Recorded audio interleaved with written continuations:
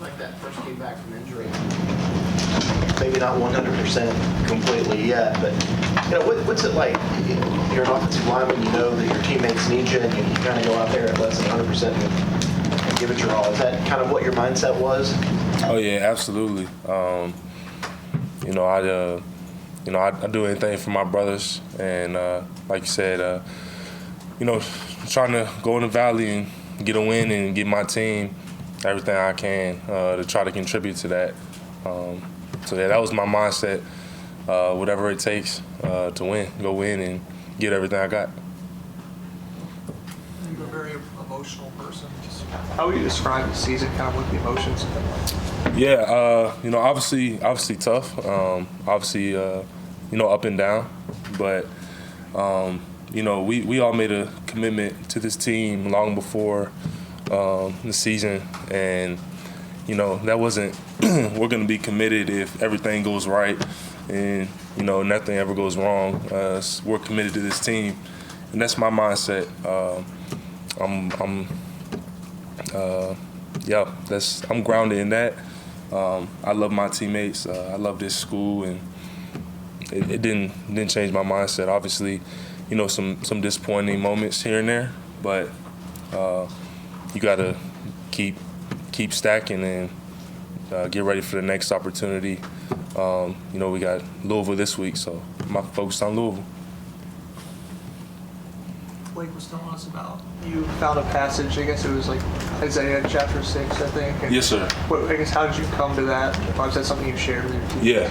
Well, I'm a big movie guy. I love watching movies, and I don't know if any of y'all have seen Fury, so World War II movie. But with the character Bible in the movie, he, they get to this point where they can keep moving on and leave there's a German battalion that was going to cross through the bridge that they were protecting and posted at, and they could have kept going and left it for the next group. But one of the his name's Bible in the movie, I believe, the character, he just talked about it. He said, then the Lord said, who shall go for us? Who we send?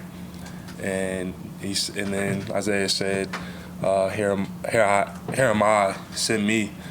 And I think that's a mindset. And I told it to the guys because, like you said, maybe the season hasn't gone how we all imagined, but this is my senior year, and I wear that Paul with pride. I wear all that with pride, and I don't want to wait till next season another team to earn respect for Clemson and anything like it's us.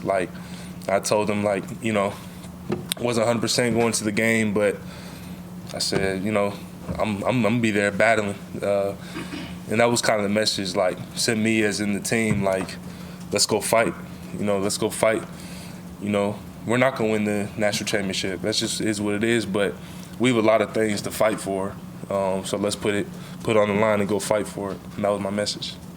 Coach, when you just said that, I asked him about bowl eligibility, and he said he thinks he has a lot of guys that would love that chance to play Absolutely. A final game with their brothers. Are you one of those guys? Absolutely. I mean, I don't take a single day for granted here that I get to strap it up with my brothers. There's been a streak of us having bowl eligibilities back to 1999. I'm sure he talked about that, but that's a responsibility to keep that going, and I plan on doing that. So. Braden Jacobs, how much would you say you've seen him grow up just from the Troy game to now? Oh man, a lot. Just foundationally, he already had a lot. He's very, you can tell he has a lot of a great support system and a lot of good people in his corner to keep him. He's a very humble, hardworking kid. But I think, especially with O-line experience, is a huge thing. So I think he got to get some experience, and he's playing great football. He's a big, he's a big dude, and he's just so talented. But he has stuff that you can't coach and you can't teach as well, like his heart, his effort, his want to. I think those things combined with his talent make him really special. And he's a great guy. So, I think he can be whatever he wants to be. I'm proud of him, really. Coach Lee's talked about like how much he cares. Yeah. How have you been able to see that? Yeah. Even having to, he had only learned left tackle, and then, he had to go inside at left guard, and, he was just, I told him I had done that in 23 versus NC State, and like I could just tell he cared. He's asking me stuff like, what do you feel like helped you doing that? NC State week 23, like when we watched that game back and stuff like that, and he just cares. Like he wants to retain as much information as he can. It's important to him. Clemson's important to him, and yeah, like I said, like when you mix those things with his talent, he's gonna be he already is a special player, but he's gonna be great. Dabo was talking more about Dennis Love becoming the head conditioning, the strength conditioning coach. I guess, what do you think of him? I guess what is he like as a person to work with? Oh, D-Love, he the man. I think he does a really good job of having a relationship with you, in the sense like he knows he can push you and he knows how each guy kind of operates and can meet you where you're at. Like it's not a blueprint where I just say this and this. Like, he knows like, okay, this is what makes him tick. This is, when I see this from this guy, I know he needs a push or he needs encouraging. It's important to him, and he's an emotional, like he loves football and training and everything about it. Seeing him specifically work with the D-line these last couple of years, the growth that they've had, and they buy into it, and he makes it really easy to buy in. Obviously, he has a impressive pedigree too. Like he's been on the Super Bowl team. He's trained with all these players. Like he's gonna do a great job. Anybody else for Tristan? You've made it very clear that you're balled in for the rest of this season. Sure. Why do you feel like so many other guys feel the same way as you? Why is there still buy-in from the team overall, would you say? I'll just say it's a testament to the character in our locker room. Like I said, we're a very committed group. We weren't just going to be committed if everything went great, 16-0. We're committed to this team and each other, and I think that's motivation in its own to put it on the line for your brothers and give them everything you can, because they're going to do the same for you. And we have that type of relationship on our team. And if anything, we get a chance to, show some young guys how to hang tough and finish, because like we talked to Sing, we're not gonna win a national championship, but if we can be a part of, planting a seed for a tree we won't have the shade of, you sign me up for that, because even though I'm not gonna get to win one, nothing will make me happier than seeing them win one. The guys that will have the opportunity to do that. And I think that's important to all the guys. So that's really, I think, I don't want to speak for them on their mindset, but I know that's my mindset. So you just talked about, again, D-Love in terms of knowing guys and how to push them. Can you think of any particular moment where he pushed you or you had interaction with him? Yeah, absolutely. I had worked when J-Mac came back for his first summer after getting drafted. I was kind of working with them. It was a big group of them, and I kind of was being around, just being around D-Love. You kind of pick up on how he is and how he operates, and I had an emotional day in there one time because we had just got back started. So it would have been earlier in the year. We had just got back started, and then I just randomly got emotional, working out in there, because we had just came off of. I guess that would have been off maybe the Gator Bowl.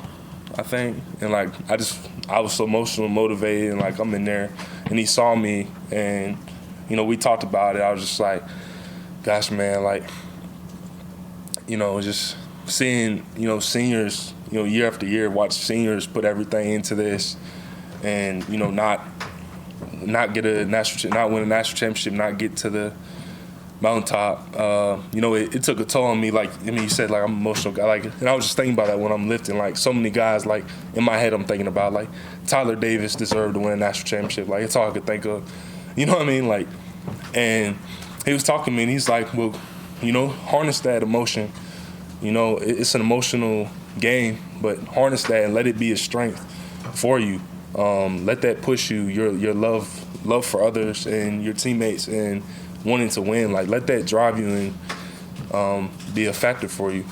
And he really helped me because, when he told me that, it kind of made it simple. And, like, coming from him, he's seen so many guys, so many different players. And he cares, just how he talks about it. Like, he was getting, like, teary-eyed even telling me about it. So, D-Lo, he's the man, and, he just has such a big impact on so many people. He's great. He's a dude. Awesome. Just to clarify, like, you just were kind of down, like you could tell you were kind of down, or were you actually like teary-eyed? No, I was teary-eyed, but like it wasn't like a set. Like, I was motivated, like I was working out, like like I was just thinking about that and like pushing and like I think we had just had the player banquet, and like I kind of talked to those guys, Rook and TD and them. They're like, it's y'all's now. Like, y'all got y'all got the sticks now in terms of leadership and stuff. And I don't know, I guess that just made me, knowing that they never won, like, just I was just thinking about that. It was motivating for me. But, he saw that, and I guess that caught his eye, and he's told me, like, harness that. Like, that's a good thing. So that really helped me. I always remember that conversation. Tristan, you talk about how much this place means to you and has meant to you. Have you allowed yourself to think about what a few weeks from now is going to look like on senior day? Yeah, I mean, I was thinking about it on the bus ride when we were coming around going to the Hill for Florida State. Like, I was like, man, like, I'm never gonna play a night game in Death Valley again. But that's a tough feeling. It's like, obviously we got the senior day, we got another home game. So I'll say I'm just gonna focus on finishing. Like, yeah, like it sucks that it's my last one, but how can I be proud of how I play and the effort I put on there and lead in a way where I can have peace with that, and I know that I gave it everything I had and have no regrets. So that is tough though. That's a crazy feeling. Is when you're a young guy, you feel like that's so far away. Like, man, I'm playing a million games left in here, and it's quick, man. It's just like that. But I think it'll make us feel better as seniors if we can, handle our business and finish the right way. So I think I know we plan on doing that. Anybody else for Tristan? Tristan, any final thoughts? I would just say thank you guys for your time. Thank you for your questions. I appreciate all of you, and just to have the platform to speak, it's a blessing, and I don't ever take it for granted. And I know how hard y'all's job is, and I appreciate y'all, really, I do. And I hope y'all have a great rest of y'all day. Thank you, Tristan. Cool. Very much.